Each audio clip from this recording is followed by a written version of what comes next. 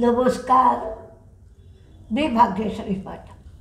Market आणि मी हा सोप्या मराठीतून शेअर मार्केट समजावून सांगण्याचा माझा एक उपक्रम आहे.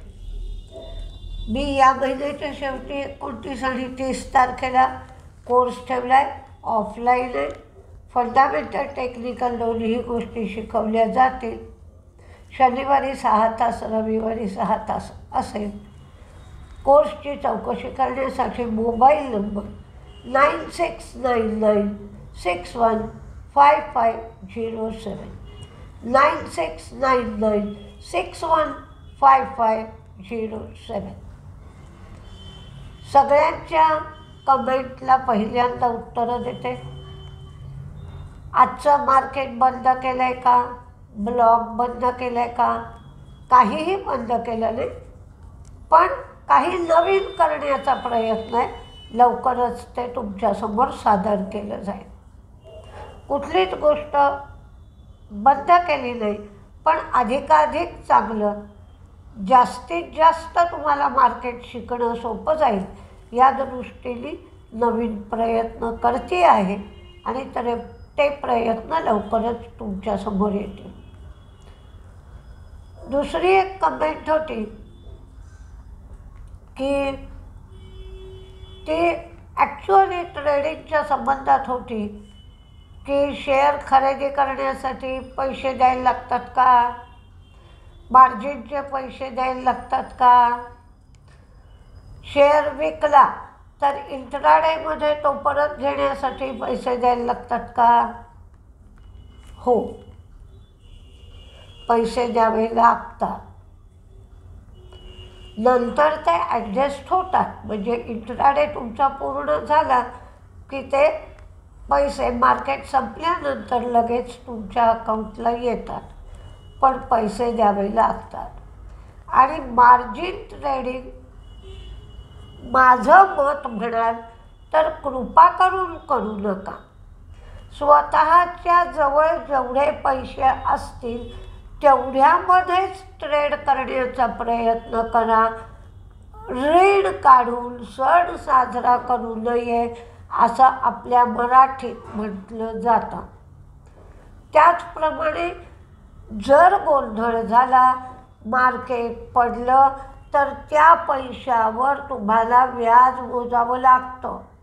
जे काही 4 दिवस 5 दिवस सवलत दिली असेल ती 5 दिवसानंतर जर शेअरचा भाव कमी झाला तर तुम्हाला एकतर पूर्ण पैसे द्यावे लागतात, नाहीतर ते शेअर विकून टाकावे लागतात जो काय भाव असेल त्या भावाला. त्यामुळे मार्जिन ट्रेडिंगच्या लफड्यात पडू नका. तुमच्याजवळ 5,000 रुपये असतील तर तेवढ्यातच ट्रेड करा. 100 शेअर घेण्याच्या ऐवजी एकच शेअर घ्या. प्रॉफिटचं प्रमाण कमी राहील, ठीक आहे, पण तो तुमच्यावर बोजा पडणार नाही आणि डोक्याला त्राससुद्धा होणार नाही. म्हणजे याचंच उदाहरण घ्यायचं झालं तर आपल्या मनावर प्रत्येक जागी ताबा हवा. पुष्कळ वेळेला घरात कम्प्युटर म्हणा, फ्रीज म्हणा, टी व्ही म्हणा, सगळ्या गोष्टी हप्त्याने घेतलेल्या असतात. त्या हप्त्याने घेण्याच्यामध्ये जास्तीच पैसे लावलेले असतात. तेवढ्या दिवसांचे हप्ते मोजून त्या मूळ रकमेवरचं व्याज सगळं काउंट केलेलं असतं. कोणीही व्यापारी दिवाळं काढायला उभं राहिलेलं नसतं. त्यामुळे तुमच्याकडून ते सगळं व्याज घेतलंच जातं. कारण कोणीही जर तोट्यात व्यवसाय करायला लागला तर तो व्यवसायात टिकणारच नाही. आणि तो स्वतः बँकेकडून लोन घेऊन व्यवसाय चालवेल आणि तुम्हाला व्याज न घेता पैसे देईल असं होणार नाही. त्यामुळं थोडासा मनावर ताबा ठेवा. मार्केटमध्ये असो किंवा घरात असो, मार्जिन ट्रेडिंगच्या भानगडीत पडू नये असं माझं स्पष्ट मत आहे. मी स्वतःसुद्धा माझ्याजवळ जर पैसे नसतील तर ट्रेडिंग करत नाही. जेवढी पहिलं काम माझं हातरून किती आहे ते बघते आणि दुसरं म्हणजे जर माझ्याजवळ काही पैसे ड्यू होणार असतील 1 दिवसात 2 दिवसात तरच या भानगडीत पडा की बाबा मी 2 दिवसानंतर लगेच पैसे फेडून टाकणार आहे, तो बोजा माझ्यावर राहणार नाही. नाहीतर असा बोजा घेऊ नका, घरादाराला हा त्रास सोसावा लागतो. आणि मी या गोष्टी कमेंटमध्ये लिहित नाही, कारण या सगळ्यांच्या उपयोगाच्या असतात आणि 1-2 ओळीत त्या कमेंटला उत्तर देऊन समाधानकारक ते उत्तर ठरत नाही. म्हणून ज्या गोष्टी सगळ्यांना उपयोगाच्या असतात त्या मी व्हिडिओमध्ये सांगत असते.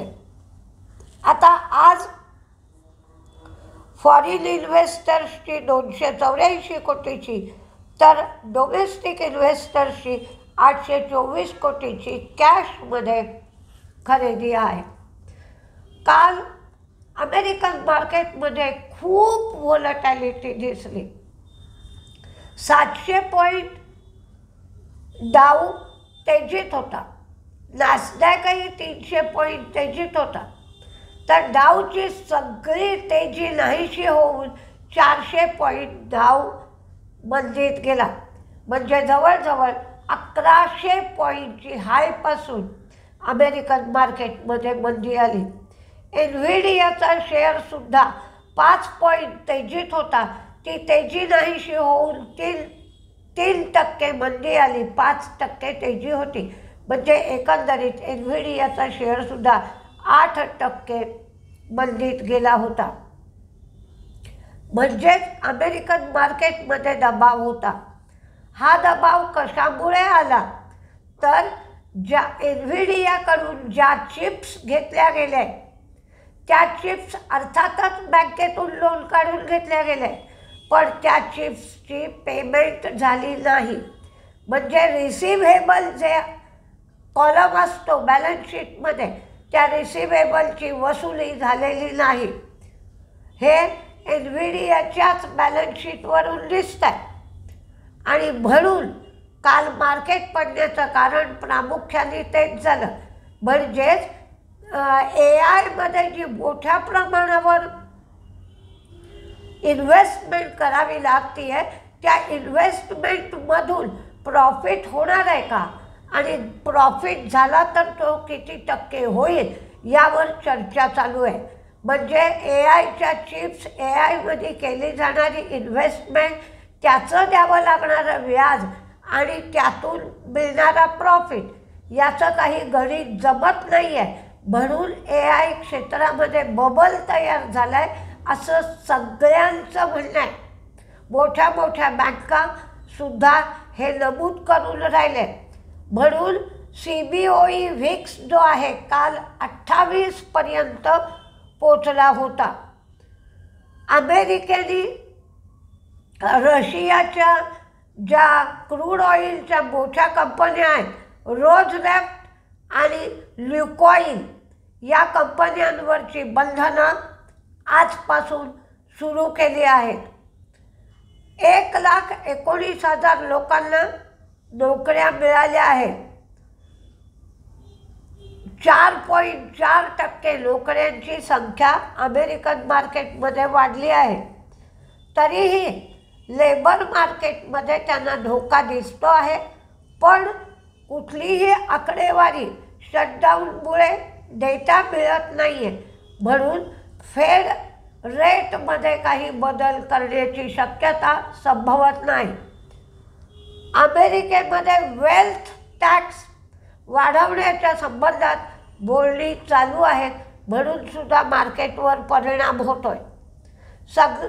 त्याचा परिणाम भारतातल्या मार्केटवरही होतो आहे. या सगळ्या बघण्यासाठी आपण ॲडव्हान्स डिक्लाइन रेशो बघितला तर हा ॲडव्हान्स डिक्लाइन रेशो सगळं काही सांगून जातो. जरी मार्केट तेजीत असलं तरी तेजीच्या बाजूनी असणाऱ्या शेअरची संख्या कमी असते. म्हणजेच आता वर्गामध्ये पास मुलं किती, नापास मुलं किती अबाऊ 90% मार्क्स मिळालेली मुलं किती आणि बिलो 40% मार्क्स मिळालेली मुलं किती हे जर बघितलं तर 40% कमी मार्क असलेल्या मुलांची संख्या जास्त असेल आणि 90% जास्ती मार्क मिळालेल्या मुलांची संख्या अगदी तुरळक असेल तर ती त्या वर्गाची प्रगती म्हणता येत नाही. तसंच आहे, ॲडव्हान्स डिक्लाइन रेशो चांगला नाही आहे. मंदीत असणाऱ्या शेअरची संख्या जास्त आहे, त्यामुळे जरी आपण नवीन रेकॉर्ड हायला पोचलो असलो तरी ह्या ॲडव्हान्स डिक्लाइन रेशो हा 1पेक्षा कमी आहे, त्यामुळे त्या रॅलीमध्ये ताकद नाही असा एक प्रकारचा संकेत मिळत असतो. आज ज्या बातम्या आहेत त्या पाहूया. GE शिपिंग जगपूजा या नावाचा टँकर त्यांनी लॉन्च केला आहे. सुझेमॅक्स क्रूड टँकर विकण्यासाठी त्यांनी डील केलं आहे आणि second hand ultramax dry bulk carrier GE shipping खरेदी करणार आहे. TCS आणि TPG यांनी डील केलं आहे. ते 18,000 कोटी रुपये गुंतवून AI डेटा सेंटर सुरू करणार आहेत. अल्केम लॅब प्रोबिओटिक DSSGVT हेल्थ मॅनेजमेंटसाठी त्यांनी लॉन्च केलं आहे. संदूर मॅंगनीजच्या रिस्ट्रक्चरिंगला NCLTची मंजुरी मिळाली आहे. VIP मुंबईचं VIP ऑफिस केम कंपनीला 40.7 कोटीला विकण्यासाठी करार केला आहे. भारत रसायन 12 डिसेंबर ही रेकॉर्ड डेट ठरवली आहे. एका शेअरचं 2 शेअरमध्ये स्प्लिट आणि एकास एक बोनस यासाठी 12 डिसेंबर ही रेकॉर्ड डेट निश्चित करण्यात आली आहे. केसर इंडियानी नागपूरची जमीन गोदरेज स्कायलाईन डेव्हलपरला 116 कोटी रुपयाला विकली आहे. अडाणी कमॉडिटी ही 7% स्टेक अडाणी विल्मरमधला विकून टाकणारे ब्लॉक डीलच्या माध्यमातून फ्लोअर प्राईस 275 रुपये ठरवली आहे. मॅक्स व्हेंचर्स इन्व्हेस्टमेंट होल्डिंग ही मॅक्स फायनान्शियल सर्व्हिसेसमधला 0.46% स्टेक ब्लॉक डीलच्या माध्यमातून विकणार आहेत. यातून 270 कोटी रुपये अपेक्षित आहेत आणि फ्लोअर प्राईस 1,675.70 एवढी ठरवण्यात आली आहे. ही फ्लोअर प्राईस कालच्या प्राईसच्या 1% डिस्काउंटवर आहे. झॅगल प्रीपेड ओशन सर्व्हिसेसनी BIBA फॅशन लिमिटेड बरोबर 36 महिन्याचा म्हणजेच 3 वर्षासाठी करार केला आहे. जपान, कोरिया, ऑस्ट्रेलिया ही सगळी मार्केटही प्रथम तेजीत होती, नंतर मंदीत गेली. AIचं वाढलेलं व्हॅल्युएशन आणि करावी लागणारी मोठ्या प्रमाणात गुंतवणूक यामुळे NVIDIAच्या रिझल्टनंतरची रॅली टिकू शकलेली नाही. जपान स्टिम्युलस पॅकेज देणार आहे कारण त्यांचा करन्सीमध्ये गोंधळ चालू आहे. कुठले शेअर तेजीत राहतील, कुठले शेअर मंदीत राहतील याचा एक अंदाज बातम्यानुसार किंवा टेक्निकलनुसार दिलेला आहे. प्रथम तेजीतले शेअर पाहूया. IEX याच्यामध्ये मॉर्निंग स्टार पॅटर्न तयार झाला आहे.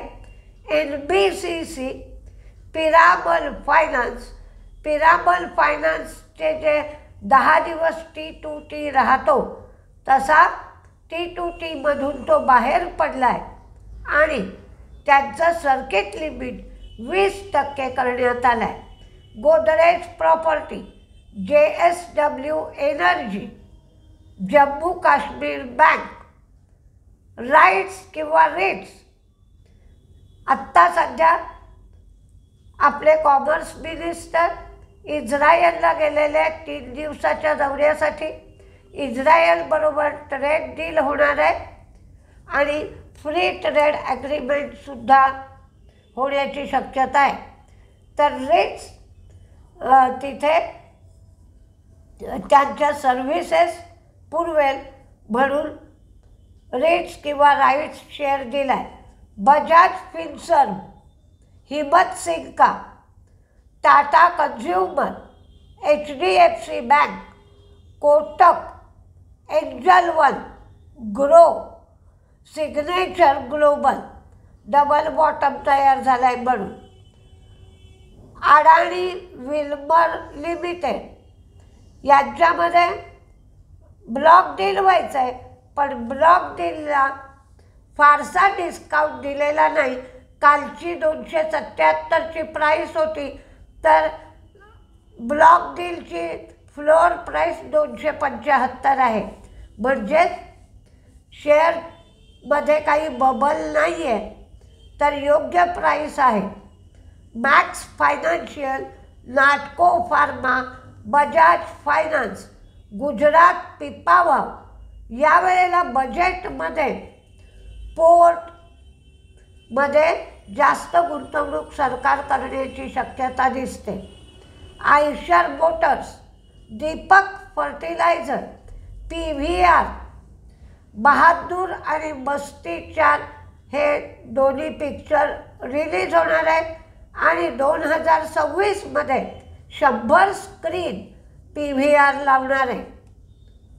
लेट वेब, TCS, Tata communication, Godrej property, कॅम्प्स, Alkem lab, Mahindra and Mahindra, Eicher motor, Manappuram, Mazagon docks, SRF, Afcons आणि एरिस लाईफ सायन्स.